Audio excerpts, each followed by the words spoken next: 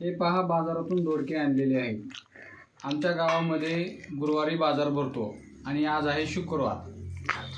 तर दोडका आणून फक्त आज दुसरा दिवस झालेला आहे आणि दोडका बाजारातून आणलेला आहे. शेतकऱ्याने एवढी फवारणी केली ह्याला की दोडका हा 2च दिवस राहतो आणि असा पिवळसर पडतो.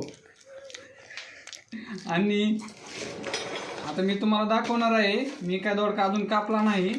याच्यामध्ये तुम्हाला लगेच आळ्या वगैरे दिसतील.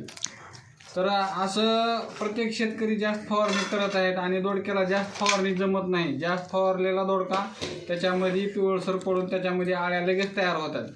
आणि ज्या दिवशी ताजं माळव आहे दोडक्याचं त्या दिवशी तुम्ही भाजी खावा त्याची. हे पहा, मी दाखवत आहे तुम्हाला मित्रांनो, आता दाखवत आहे. अशा प्रकारे याच्यामध्ये आळ्या दिसत आहेत.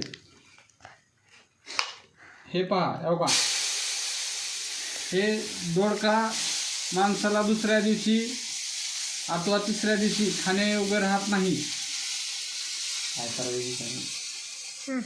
हां, हे पहा, मी तुम्हाला कट करून दाखवते. हो का, तर दोडका खाते वेळेस तुम्ही ताजा दोडका असेल तर लगेच भाजी करा त्याची. असे 2-2 दिवस ठेवू नका.